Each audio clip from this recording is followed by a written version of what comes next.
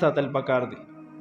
بیا دلته خلک یو سوال کوي چې جی طلاق خاون ورکړو او زور د ښځې نه وباسي، 3 طلاق خاون ورکړل او ښځه اوس د خاون سره دوباره کور قایمي، نو تاسو وایئ چې دا ښځه به د بل سره نکاح کوي، اسره به کوروالی کیږي، اسره به بیا طلاق وشي، بیا عدت، بیا ته نو دا ښځې سره ظلم نه دی؟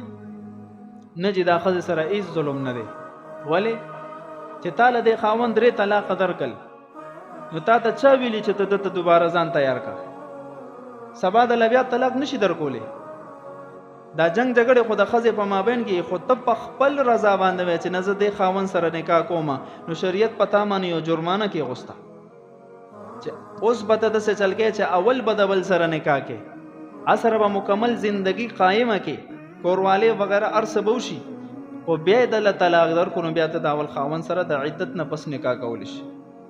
نو دا په ښځه باندې د شریعت د طرف نه ظلم نه دی، دا د ښځې د خپل اراده په وجه باندې بده مانی او جرمانه پرته ده. الله دې موږ ټول ته د عمل کولو